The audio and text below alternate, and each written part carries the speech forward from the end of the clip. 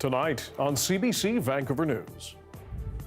We cannot be in this vulnerable situation again where we're reliant on our U.S. partners. The relationship has still fundamentally changed. Leaders in BC and across the world react to Donald Trump's latest tariff plans. Who's being hit and what's being spared for now? Plus, residents will have to go all the way around until they are able to open the road. a slide shuts down a major road near Okanagan Lake after a lot of rain and wildfire damage. And They said she died of natural causes. That's not right. the family of an Indigenous teen who died in provincial care goes to the BC legislature to demand answers. They want the public to know. I am sorry. Your family member mattered. This is CBC Vancouver News.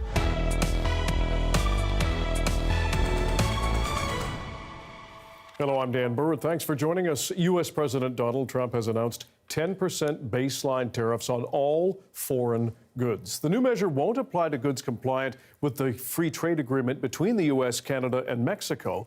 But the White House says existing tariffs on products from Canada and Mexico remain unchanged. He says America has been, quote, looted, pillaged, raped, and plundered by other nations for years. Chris Reyes has our top story. President Donald Trump entered the Rose Garden at the White House with a Make America Great Again hat in hand and took the podium in front of a full audience that included his cabinet, Vice President J.D. Vance, auto workers. He spent the first 30 minutes of his speech railing against all of America's trading partners. He listed one grievance after another to justify what he called reciprocal tariffs. This is one of the most important days, in my opinion, in American history. It's our declaration of economic independence. For years, hardworking American citizens were forced to sit on the sidelines as other nations got rich and powerful, much of it at our expense. But now it's our turn to prosper, and in so doing, use trillions and trillions of dollars to reduce our taxes and pay down our national debt, and it'll all happen very quickly. President Trump explained that reciprocal tariffs will be calculated by combining the rate of tariffs and non-monetary barriers like currency manipulation, then divided in half, with some countries getting a break. He held up a chart to explain the breakdown, a chart that did not include Canada. China, 67%. That's tariffs charged to the USA, including currency manipulation and trade barriers. So it's 67%, so we're going to be charging a discounted reciprocal tariff of 34%. I think, in other words, they charge us, we charge them less. So how can anybody be upset? They will be, because we never charge anybody anything, but now we're going to charge. Trump did single out Canada during his speech, making false accusations against its dairy industry, which has protections that don't impact the U.S. Still, the president made a claim that he has repeated often. Canada, by the way, imposes a 250 to 300% tariff on many of our dairy products. After the event, the White House released a statement that goods from Canada that are compliant with the free trade agreement between Canada, the U.S., and Mexico, or CUSMA, will be exempt from reciprocal tariffs. But other goods that are not compliant will be hit with the 25% tariff announced earlier this year, while energy-related goods will be hit with 10%. Meanwhile, other countries will still be hit with a 10% baseline tariff against all imports into the U.S. and 25% on all foreign-made vehicles and auto parts coming into the country. Chris Reyes, CBC News, New York. While Canada may be exempt from this round of Trump's trade war, the country is still bracing itself against 25% tariffs on steel and aluminum set to kick in overnight. The CBC's Marina von Stackelberg has that story. Off the campaign trail and back in the capital, Liberal leader Mark Carney stepping into his role as Prime Minister. President Trump has just announced a series of measures that are going to fundamentally change the international trading system. It appears Canada may be exempt from Trump's new sweeping tariffs he's now placed on almost every other country. But Canada continues to be under a 25% tariff on its steel and aluminum. And it's not clear exactly how the U.S. plans to hit Canada's auto industry, with new tariffs expected to kick in overnight. The series of measures will directly affect millions of Canadians. We're going to fight these tariffs with countermeasures. Liberal candidate François-Philippe Champagne fighting back against Trump's continued aim at Canada's heavily protected dairy industry. It's subject to supply management. That means Canada's production and pricing of dairy, poultry, and eggs is controlled. That protects those goods from the volatility of the market. We don't like it, and it's not fair. It's not fair to our farmers. It's not fair to our country. Champagne says Canada will not change that system. We will never allow supply management to be on the table.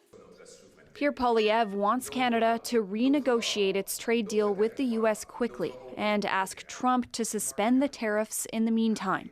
The Conservative leader says he has not reached out to the U.S. government with his pitch.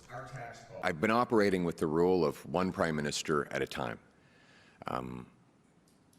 Though I disagree strongly with both Prime Ministers Trudeau and Carney, they occupy that office. And I've been very careful not to do anything to divide Canada's voice.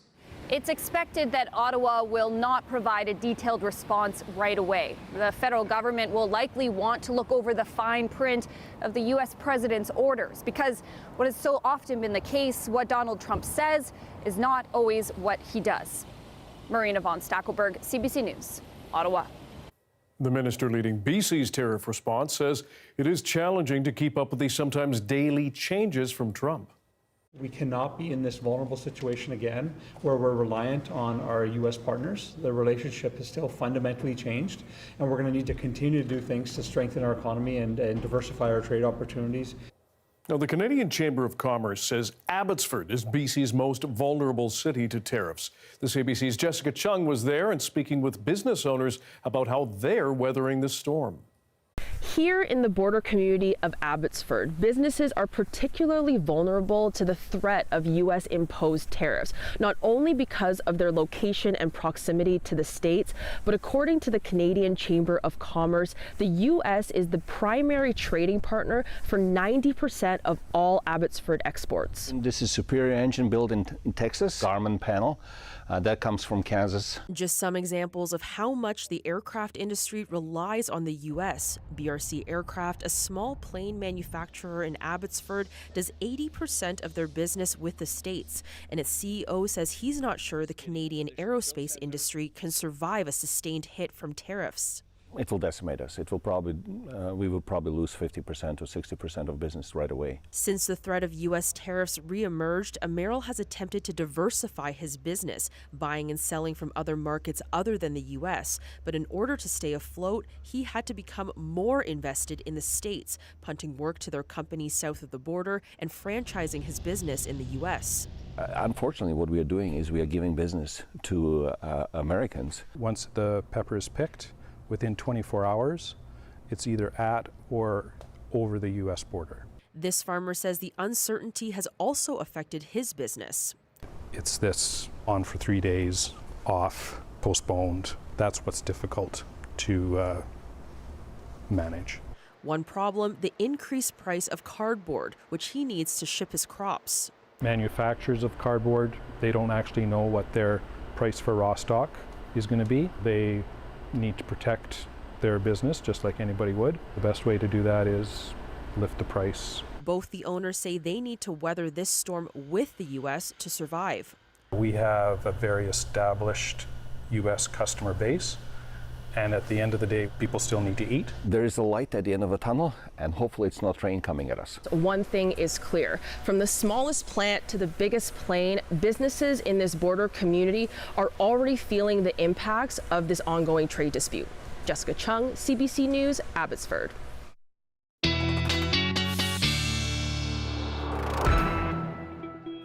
A debris slide in the central Okanagan has closed off the only direct road linking Vernon and West Kelowna. As Brady Strachan shows us, it happened along steep slopes where a wildfire burned trees and vegetation 2 summers ago. All of this mud, broken trees, and debris came crashing down the hillside late Tuesday evening. The slide has shut down West Side Road, the only route that connects several communities here along Okanagan Lake. These tree-lined slopes were badly burned by wildfire 2 summers ago, and officials say that damage, coupled with recent rain, likely contributed to the slide. There's definitely loose trees. With hydrophobic soils, the water does just run off, but it is really hard to say. There has been quite a bit of precipitation in the last couple of weeks. He says an initial search found no sign anyone was caught in the slide, but crews have been looking at an area where people are known to camp. So we're going to have our dog team come through first with ground pounders. Other members walk inside, making sure that everything's safe, checking underneath logs, looking for any type of clothing or material that could be associated to a camp, homeless camp. Officials say the debris slide covers about 50 meters of the roadway and is about 2 meters deep. Crews with BC's Transportation Ministry are checking the stability of the area and say they'll start clearing debris away when it's safe. But it's not clear when the road will reopen. Residents will have to go all the way around until they are able to open the road, and it does take a lot longer.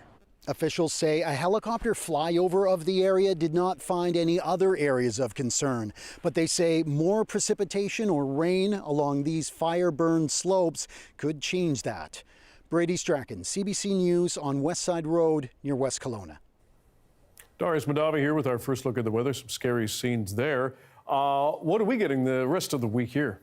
Much more calm conditions, I'd say. Not much rain, not really any showers on the way over the next couple days. You can see that what we had earlier today did taper off. And if we take a look at this, you barely see anything moving at all for the first little while. Some showers do come to the North Island in particular. By the time we get into Saturday morning, some rain arrives there Saturday night. But here on the Lower Mainland, that's not coming until Sunday night. And other than that, expect temperatures to rise into the weekend. Okay, Darius, thanks very much. The family of an Indigenous teen who died in provincial care has taken their demand for answers to the BC legislature. Chantel Williams died in January after being found blocks away from the Port Alberni group home where she was living. More now from Karen Larson. A bereaved family looking for answers to questions delivered in person at the BC legislature. They said she died of natural causes. That's not right. Then they will not give me any answers yet. I'm in the dark. She was very loved and we miss her so much. And she had so much to live for. She was such a young, smart girl. As CBC first reported, 18-year-old Chantel Williams was found unresponsive by a passerby on this Port Alberni street on a frigid morning in January. She died in hospital a few hours later. Her family believes she may have froze to death, but 2 months on has received no information from the government agencies responsible for her well-being, leaving those who loved her no closer to knowing why a young life ended so tragically. What was the cause of her death? Why was she able to climb out of her window without being seen or heard? Why was she just a couple blocks away from home and died on the sidewalk? Why? The Ministry of Children and Family Development told CBC it cannot speak about individuals in care because of confidentiality concerns. But the opposition critic says confidentiality is being used as a smokescreen. As it so happens, the family has spoken to CBC. The reason I found out about this case is because they went public, so they want the public to know, and it is a matter of public concern. Williams was in the care of USMA New Chalnoth Children and Family Services, an agency delegated to care for Indigenous youth by the ministry. Your loss is devastating. I am sorry. Your family member mattered. She was important, and what has happened is unfair. She shouldn't have died. Any time that a child dies in care, it is a failure. And we need to learn all we can to prevent the deaths of any other children in care. The BC coroner has not yet released Chantel Williams' official cause of death and said its investigation is ongoing. Karen Larson, CBC News, Victoria. With BC's carbon tax now out, the future of its Clean BC program is also being questioned. More on the fate of the electric vehicle rebate program after this.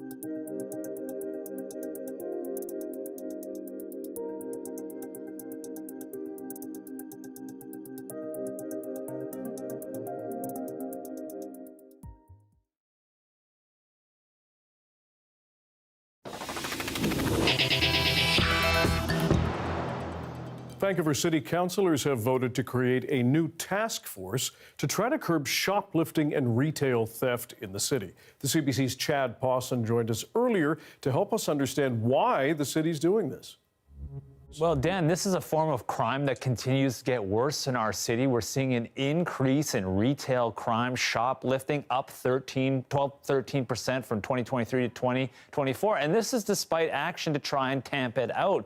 Police have Project Barcode, which has, since 2023, paired with businesses where staff inside look out for shoplifting. If they see it, they flag police and arrests are made. Some 1,500 arrests made from 2023, but the problem keeps getting worse. So today at Council, a task force is to be formed. This is with a diverse array of stakeholders, police, businesses, community groups, social services providers to really try and pinpoint the root causes of this crime and come up with short, medium, and long-term solutions to it. What's the reaction to the new task force so Well, far? Dan, anything that's focused on this problem is welcome, but we already know a lot of issues contributing to it. Unmet mental health needs, bail reform, repeat offenders. These are all things that we've been waiting for changes on for years. Still, any kind of solution is welcome here, and perhaps this task force can come up with things that are needed across the province. Here's advocates talking about that. The issues that are here in Vancouver will also apply or relate to Prince George, Victoria, Kamloops, many communities throughout the province. So I'm hopeful that the work that this task force will do will come up with some programs and projects that will apply province-wide. And Chad, when can we expect some version of results? So this task force is under the mayor's office, so he'll get to decide who is going to be on it. Once it's formed, 6 months, Dan, to come up with a report and these recommendations, so a tight turnaround here. Okay. The CBC's Chad Pawson, thanks very much. BC's now dead consumer carbon tax will leave a $2 billion hole in provincial coffers. Premier David Eby says the government will try to find savings through the Clean BC program, though. It offers rebates as an incentive for British Columbians to lower their carbon footprints. But as Katie DeRosa explains, the electric vehicle rebate program could be on the chopping block. Now that BC's carbon tax has been scrapped, the NDP's entire Clean BC program appears to be up in the air. Premier David Eby says that's the first place the province will look for savings as it aims to plug the $1.8 billion revenue gap left by the carbon tax. We'll be restructuring significant parts of the Clean BC program. This is a program that assisted businesses and individuals to reduce their own carbon footprint. Energy Minister Adrian Dix says the rebate for heat pumps and energy-efficient windows are safe for now. That's not the case for electric vehicle rebates, however. That's one of the Clean BC issues that we're reviewing, and we'll have more to say about that shortly. The province's Go Electric rebate offers between $500 and $4,000 off the price of an EV, depending on the make and model. Ottawa ended its EV rebate program in January. It's bad public policy, says one researcher, in that taxpayers help offset the cost of pricey electric vehicles, typically out of reach for lower-income folks. It's a very expensive way to reduce greenhouse gas emissions. The environment minister who brought in the carbon tax under the Gordon Campbell government agrees.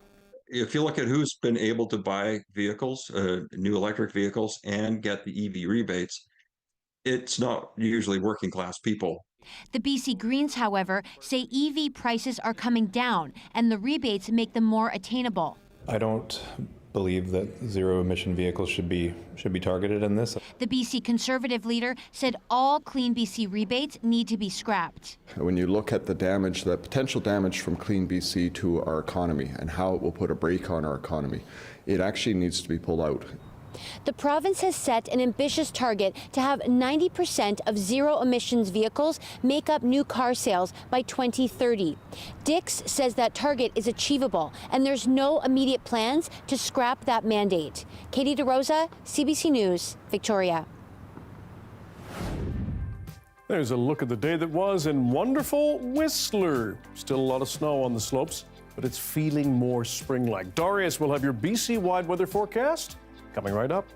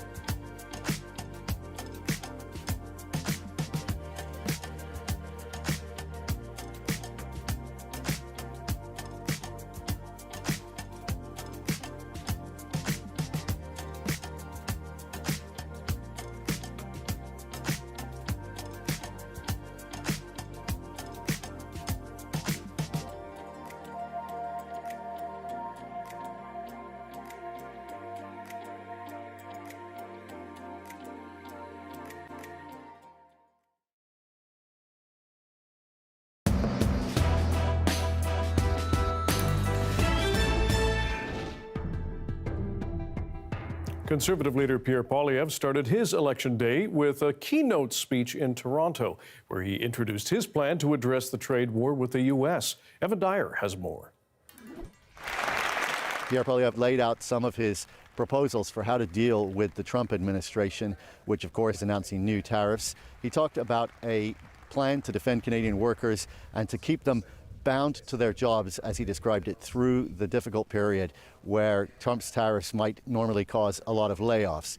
He specifically said that this kind of assistance package would be targeted at workers who were directly affected. It seemed to be implying that people who were suffering only secondary effects, which we've often seen in these cases, might not be covered. In other words, if a company is directly affected by a tariff on a Canadian product, its workers could expect to receive some kind of assistance from the Government of Canada, but other companies that might be affected in a secondary way as suppliers to that company, for example, perhaps would not get the same coverage. So we'll be looking for more details on what he meant exactly by that. He also talked about renegotiating CUSMA, or the USMCA, the trade deal that all Canadian-US trade currently operates under. That deal would have to be renegotiated anyway in 2026, but he talked about bringing it forward and at the same time asking Donald Trump to suspend tariffs until that renegotiation can take place. Of course, we've seen very little indication from Donald Trump that he would be willing to do that. He has described himself as a lover of tariffs and has made it very clear that he wants to use them as a pressure tactic to renegotiate trade terms with countries around the world. Pierre Poilievre also said that he would like to see Canadian defence spending increase, and he proposed to do that by promising that all revenues that the Government of Canada collected from any expansion in trade with the United States would go to new defence spending. Of course, at the moment, it's difficult to see U.S.-Canada trade expanding. On the contrary, perhaps most forecasters would expect it to contract. But that was his commitment, that if any new money comes from that, it will go into defence. Evan Dyer, CBC News, Charlottetown. NDP leader Jagmeet Singh made a campaign stop in Winnipeg. He doubled down on his party's plans to safeguard Canada from Trump's trade war. The CBC's David Thurton has the latest from there. Jagmeet Singh was laser focused on Donald Trump on Wednesday. The NDP leader called Trump an arsonist who is setting fire to both the American and Canadian economy as well. Singh outlined his own red lines dealing with Trump. He said New Democrats will defend Canada's sovereignty, pushing for what he calls a no-trade clause. For Singh, that means protecting key Canadian industries like electricity generation and also critical minerals from companies from buying them up. The NDP also won't allow for trade deals to undermine Indigenous and labor rights. Now, the Conservative leader outlined his own red lines today. I asked Singh about Poilievre's proposal, Pierre Poilievre's proposal, to accelerate negotiations of the new NAFTA or CUSMA. I reject that approach. We have an agreement signed by the very same president who's now saying, in effect, to tear it up, who's now broken that agreement. What's the guarantee that he would follow a next agreement if we cave on this one? I think it sets a very bad precedent. It's a bad negotiating precedent. Singh said negotiating the trade deal early would weaken Canada's hand in trade talks. He says the right thing to do is to fight back and get the tariffs removed. David Thurton, CBC News, Winnipeg. And with just under a month left to Election Day, voters have a lot on their minds. Lisa Christensen spoke with some of them in Richmond to find out what issues they care about ahead of April 28th. Liam, have you already decided who you're going to vote for? I have, yes. And what went into that decision? I mean, honestly, looking at just, cost of living. I mean, for me, I haven't bought a house yet, so something I'm really interested in. So, looking at those factors and, yeah, that's kind of the most important thing to me right now. What about what's happening in the United States with Donald Trump? I mean, obviously, it's a huge concern, and, it's one of those things where I personally feel we're in a sticky situation no matter which way we go with this. So, I mean, yeah, I hope whoever does come in takes some steps against this, but I think this is going to be a real uphill battle for us. Have you decided who you're going to vote for in the upcoming federal election? Yes, I have. Yeah. And what went into that decision? Generally, what the party stands for. How does thinking about what's happening in the United States affect you every day? We share the largest border in the world, pardon me, and so it certainly is a huge impact on our economy, our immigration, our life, our day-to-day life. So right, and you're not just thinking for yourself, are you? Exactly. Yes. So for the future. Are you concerned about what's going on with U.S. President Donald Trump? Yeah, I've been hearing a lot of bad stuff about tariffs and a lot of other stuff and what he's doing with deporting a lot of people. Yeah. So that's concerning to you? Yeah. Yeah. I'm just appalled at what's happening in the States and would really hate to see the same thing happen here in Canada. Have the issues around U.S. President Donald Trump factored into your decision? Somewhat, but first of all, we have to clean our own situation up. Chad, have you decided who you're going to vote for in the upcoming federal election? Somewhat, yes, I believe so. And what were some of the issues that came into you choosing this person?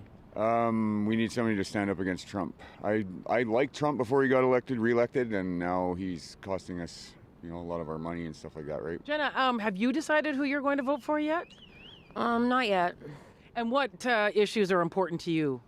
Just more housing, affordable housing, less grocery prices, and just stuff like that, yeah. Being a working class man, I want to make sure that whoever comes into power takes care of the middle class, because that's diminishing in quite rapid sense right now, as numbers can show, right? So you're just waiting for, is it like the debate maybe? Would that help you? Absolutely, yeah. Can't wait for that to happen. Well, something like the debate coming up, will that make a difference to you? It might. I'll definitely watch it. So, it's really interesting because we have a Conservative, a Liberal, and an NDP in our house. So, oh, wow. yes. Okay. Yes. So you have a lot of political discussions around the dinner table? Yeah, we do. Yeah. And how do they go? What happens? Well, there's nothing. They're fine. We eat dinner and we just talk about, potential. Our son is NDP, but he knows that he'll probably vote Liberal because he knows his vote isn't going to help. So. Right. Yeah. So this is. Would you say this is like an election where a lot of people will be thinking about strategic voting? Mm-hmm. Yeah, definitely. BC's forest industry is already in serious trouble, as we've reported, and Donald Trump's tariff war is pushing it closer to the brink of collapse. The CBC's Lindsay Duncombe breaks down what's at stake for lumber producers and how they're looking to adapt. This is what forestry workers fear Donald Trump's tariffs will do. Another lumber mill shut down. No wood, no workers. A fresh crisis for an industry already close to collapse, forcing communities dependent on trees to come up with new ways to survive. And where is this going to go to then? This will go to Texas. John Brink is worried. So this moment is hard for you. It is, yeah. What worries you the most? A lot of people will get hurt, losing their jobs, losing their businesses. I'm not afraid of myself, but yeah, a lot of people will lose their companies, especially the small and medium size. Brink manufactures and exports something called finger joints. It starts with unused wood from other mills, odd-shaped ends and pieces. So what do with this? We cut it and take 2x3s out of it. And then we glue it back together. Yeah. We are one of the first ones to do this in Canada. Yeah. Brink employs more than 400 people in northern BC. It's hands-on work. The wood is sorted, cut to size, then glued together, creating construction-ready lumber, much of it destined for the United States. Many of these machines are custom-built. Technology Brink first learned in Holland. My parents worked in lumber. I had seen finger jointers, and so that's why I did it here. Brink chose to start his business in Canada because he says Canadians were his heroes. He was just 5 at the end of the Second World War. Canadian soldiers liberated his town from the Nazis. And if I hear the President of the United States talking about Canada like it's just another state, you just speak, no respect. That bothers me. Canada and the U.S. have long fought about lumber. These rail cars set to go to Texas are already subject to duty. 25% tariffs would be on top of that. Tariffs are usually paid by the importer, but not always. In this case, Brink says he will pay the bill. Can you even keep manufacturing, having to pay those rates? It's not viable. New tariffs on lumber couldn't come at a worse time for British Columbia's forestry industry. A lot of companies have already packed up and moved south. Take Canfor, one of the world's largest producers of forest products. In the last decade, it's shut down 10 of its 13 BC mills, 3 of those last year alone, including this mill in Vanderhoof, BC, ending 260 jobs. There are a couple of reasons why. Welcome to the Southern Pine Division of Canfor. It's simply cheaper to harvest wood in the southern states. It's warm, so trees on plantations grow fast. Wages and transportation costs are low. And the reality is, British Columbia had been operating with extra mills. 2 decades ago, production ramped way up, all to deal with damaged wood from a pine beetle infestation. That's all done now. And we knew that at some point that allowable cut was going to go down and that some of these mills were going to have to close. Mike Egley and his family own Del Chaco, based in Vanderhoof, population about 4,000. It's what they call a stump-to-dump operation. Build the roads, cut the trees, skid them, process them, load them up on the trucks and haul them to the mill. When that mill closed, the work didn't end. In fact, Del Chaco truckers now deliver logs to the Canfor mill in Prince George, more than an hour away. Did you want to take a look at the scales? Yep. Which truck? But Egley doesn't know for how long. That's keeping a lot of people in town with jobs so that we can stay here, because if we all lose our jobs, well, we're all going to move, and we're going to move somewhere else because we have to work. More than 100 families are relying on your business in a volatile economic situation. Yep. What's that like for you? There's only so much you can worry about, so we go to work today. And we'll worry about tomorrow when tomorrow comes. And there's some things that are out of our control and can't worry too much about. The thing is, no one really knows what will happen if British Columbia lumber gets significantly more expensive for American customers. They could just choose to pay more. The wood that we harvest here in BC is a top quality wood. People need it, and they need it for building homes and stuff. In any case, the company is diversifying, taking on contracts, maintaining roads to mine sites. Planning is tough. Not knowing, should we buy more equipment to do more work, or are we going to lose our job yet? You sometimes just have to use your gut instinct on that. We're quite aware that it's a thin string that they're hanging by, right? Tariffs make it a lot tougher. Worrying about forestry jobs keeps Vanderhoof City Councillor Brian Frankel up at night. We met him at the lumber yard of the only mill still operating in Vanderhoof. It's operating at half capacity, just one 10-hour shift 4 days a week. The industry, he says, needs to rely less on the United States. Our community and communities like us and our industries have to look at saying, okay, where are the other markets in the world? So you can put those 2x4s on a ship to Japan out of Rupert? Yes, and in fact, this sawmill has done that before. There's another perspective, that tariffs present an opportunity to quit cutting and selling trees altogether. What is left should be saved rather than logged. Cameron Beck is with the environmental group Conservation North. We are destroying the habitat for mountain caribou, grizzly, wolverine, fisher. We know we're driving those animals into extinction. What else are we driving into extinction? And what kind of impact is that going to have on our future, on the future health of our planet and of ourselves? We don't know. He says now is the time to start a new economy, retrain workers for other industries, and leave the forest alone. We're throwing them under the bus right now without having a plan to transition to a new economy. Maybe having to deal with this sooner rather than later is a good thing for them as well as the forest. We have to push more of the lumber being manufactured up the value chain here. John Brink says in order for the industry to survive the crisis, any cash the government collects from counter tariffs should go directly to companies like his. I support Canada for repercussion, that if you collect the money from there, then distribute it back to the small and medium-sized companies that got hurt in the process to protect the jobs, even the big ones for that matter. He has big plans too. In fact, he wants to buy up some of those deserted mills and repurpose them to make more value-added products, not just raw lumber. That's where the opportunities are, that's where the future is. So do you mean actually building things, not Yes. shipping it away? No, not sending it to China and they send it back to us as furniture. We should do much more here, and we can, and we have the quality.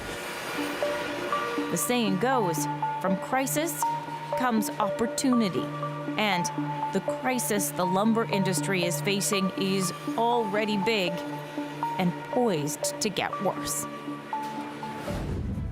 One of Canada's biggest telecoms is calling it a major win. Rogers and the NHL have inked a new deal. What it could mean for your access to hockey moving forward. Stay with us.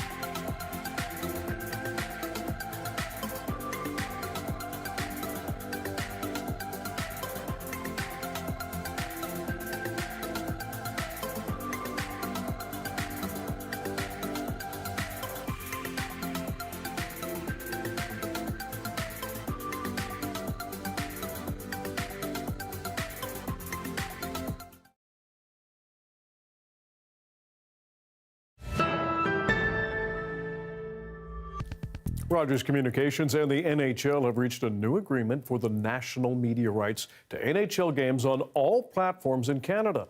As Jamie Strachan tells us, it is much more lucrative than the current deal, which runs out after next season. Martyrs in front, scores! How much hockey can Canadians watch, and how much will they pay for it? There is nothing more valuable in this country from a media standpoint than having the rights to the NHL. Rogers hopes so. The company just shelled out $11 billion to broadcast NHL games across all platforms for 12 years. The deal more than doubles the value of its current deal, which expires after next season. The value of live sports content just continues to appreciate, and it's really rooted in viewership continuing to grow. It's the NHL.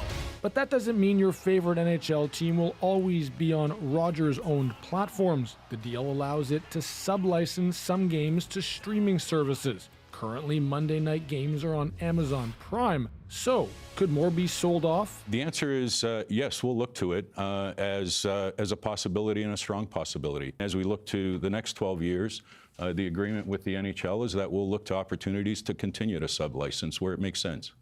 This sports media journalist says even though Canadians love hockey, Rogers has to be careful. But I do think in terms of consumers being stretched, in terms of their own budgets, I think if I was Rogers, I would think very long and hard about what that price point would be for hockey. And hockey fans in the United States. There's also the question of what role CBC might play in this deal.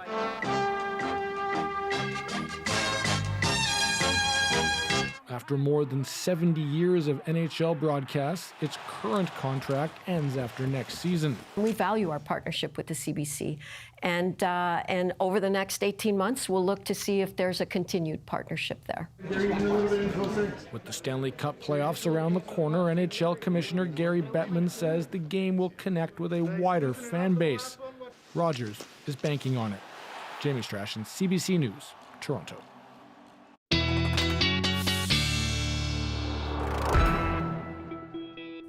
Our science and climate specialist Darius Madavi here with our BC-wide weather forecast. He's got the sea level pressure forecast out to explain why it's sunny.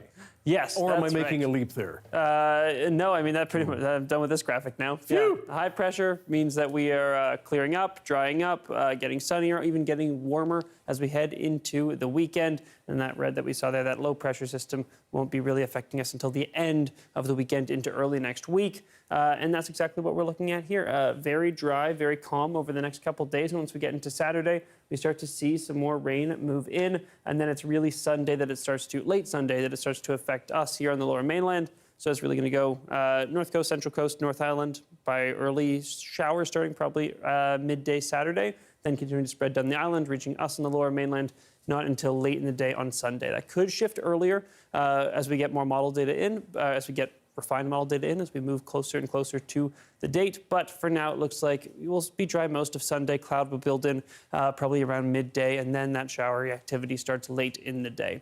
Temperatures are probably going to be what most people want to hear about because those are continuing to climb over the next few days, jumping significantly Friday into Saturday and Sunday as we head into the weekend in most places. Many places seeing I'd temper expectations a bit from what we talked about earlier this week. I think instead of a 6 to 8 degree jump, we're probably looking at a 4 to 6 degree jump now by the weekend. But for inland sections, still on the higher end of that range, still looking like it's going to get significantly warmer. I do think that parts of the Fraser Valley and inland Metro Vancouver will get to 20 degrees by the time we hit the weekend, as well as parts of the southern interior. I'd say the Thompson is probably a safe bet for Sunday in particular, and parts of the Okanagan Valley potentially as well.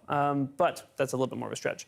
Here are our conditions for tomorrow. Again, lots of sunshine. You'll notice the temperatures in the northeast have come up considerably from earlier this week when they were down around -5, 10 degrees cooler than we are now. So especially for places in the north, significant jumps, just a little bit less significant down here in the south, but still it's going to feel quite warm as we head into the weekend. I know people are glad to see the blue skies the last couple of days, but it's still been a little bit chilly.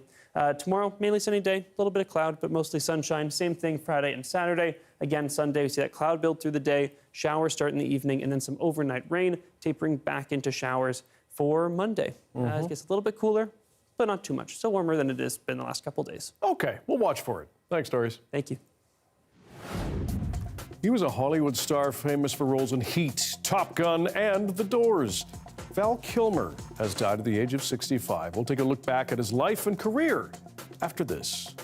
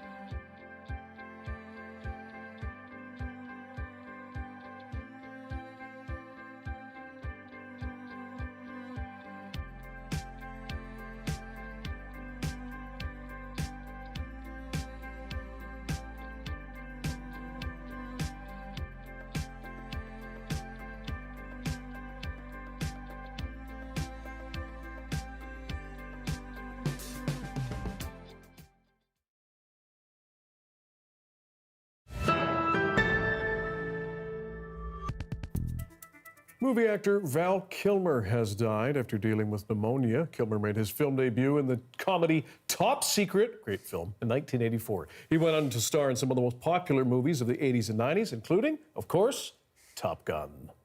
Congratulations on Top Gun. Thank you. Sorry to hear about Cougar. He and I were like brothers in flight school. He was a good man. Still is a good man. Yeah, that's what I meant. Kilmer played Iceman, Tom Cruise's nemesis at a school for top American military pilots. The actor won critical acclaim for his turn as musician Jim Morrison in the biopic The Doors. He also made an impression as the Caped Crusader in Batman Forever. Kilmer, who was born in California, was diagnosed with throat cancer in 2014. He underwent a procedure on his trachea that made his voice raspy.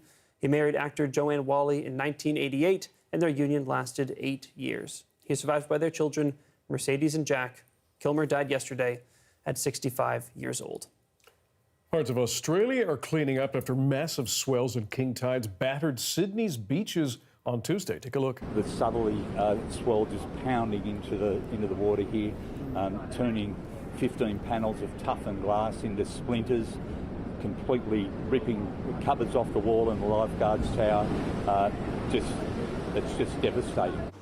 This is a surfing club in iconic Bondi Beach. The waves crashed into it, damaging the balconies and shattering glass doors.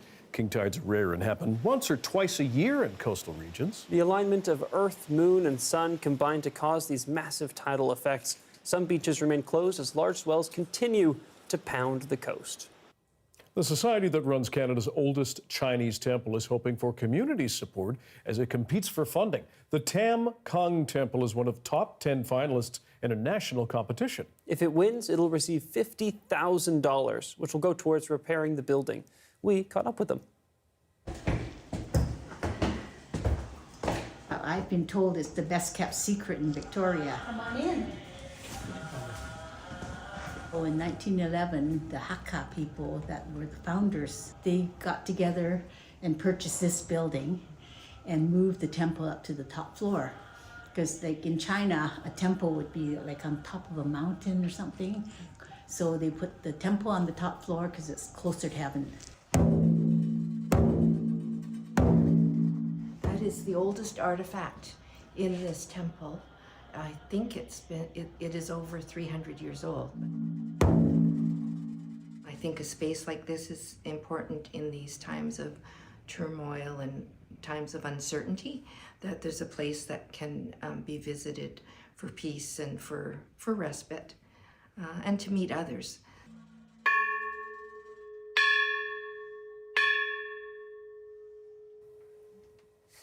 Very cool. Hope they win.